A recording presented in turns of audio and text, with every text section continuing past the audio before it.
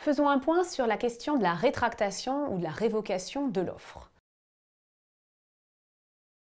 Alors, rappelons que sous l'empire du droit antérieur, c'est-à-dire du Code civil de 1804, il n'y a rien sur l'offre, pas de définition, pas d'encadrement du régime de l'offre, pour une raison très simple, c'est que tant que le contrat n'a pas été formé, nous sommes dans une zone de liberté totale, les parties font ce qu'elles veulent. Tant qu'il n'y a pas eu cette rencontre des volontés, je fais ce que je veux. Je me suis avancée en vous faisant une proposition, je la rétracte comme je veux. Bon. Mais la jurisprudence est venue quand même encadrer cette zone précontractuelle, vous le savez, vous l'avez vu avec les pourparlers, ou vous le verrez avec les pourparlers, eh bien elle a fait pareil avec l'offre. Alors déjà, elle est venue définir ce qu'était une offre, pour bien faire la distinction entre ce qu'est une offre, une promesse ou une simple invitation à entrer en pourparlers. Une offre, c'est une manifestation de volonté adressée à une personne, soit déterminée, soit au public, par laquelle le pollicitant propose à autrui la conclusion d'un contrat. Donc c'est une manifestation de volonté adressée à autrui par laquelle le pollicitant propose la conclusion d'un contrat. Mais pour que cette manifestation de volonté soit une offre, il faut qu'elle remplisse certaines conditions. D'abord, il faut qu'elle soit précise. Précise, j'entends qu'il faut qu'elle contienne les éléments essentiels du contrat. Si c'est par exemple un contrat de bail, il faut que la chose soit identifiée et il faut que le prix du loyer soit déterminé. Si c'est une vente, il faut évidemment que le prix et la chose soient aussi déterminés. Donc il faut que les éléments essentiels du contrat soient précisés. Si vous dites juste je vous offre de vous vendre ma voiture, sans prix, c'est une invitation à négocier. Ce sont des pourparlers. Il faut aussi que cette offre soit, cette manifestation de volonté soit sans réserve.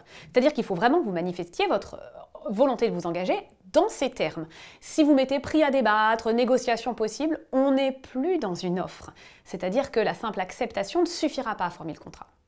Ensuite, elle peut être faite à personne déterminée. Je vise une personne déterminée, je propose à une personne en particulier, ou je la fais au public. C'est le cas quand, par exemple, vous voyez, vous avez des affiches sur des voitures où on propose de vendre la voiture. Cette offre, elle est faite au public. Bon.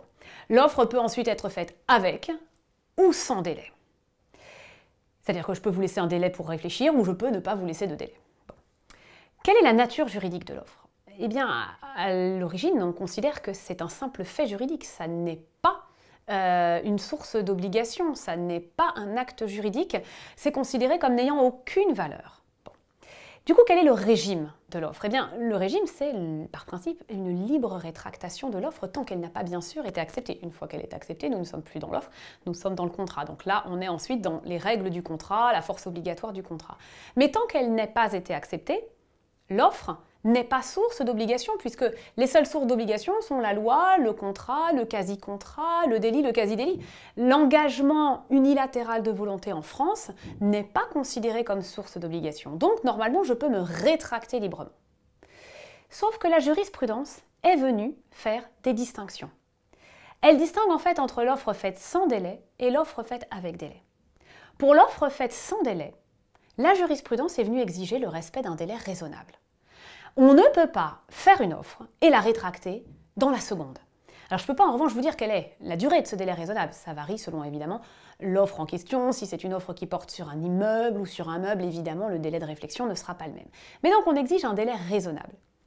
Et quand on a fait une offre avec délai, eh bien la jurisprudence impose le respect de ce délai. Vous avez laissé 3 semaines, vous ne pouvez pas vous rétracter dans ces 3 semaines.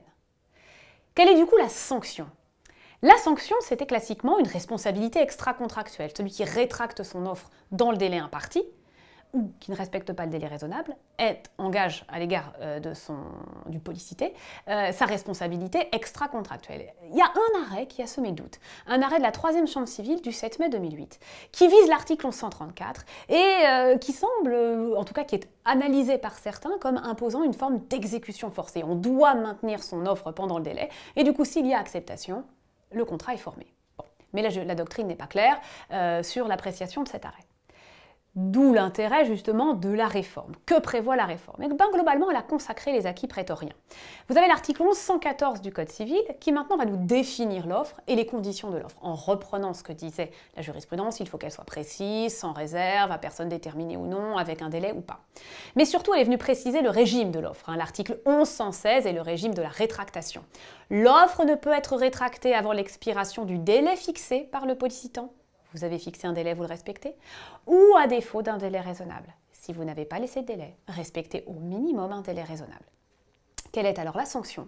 La responsabilité extra-contractuelle. Donc ce ne sera évidemment pas la conclusion du contrat, ce seront des dommages et intérêts de nature extra-contractuelle.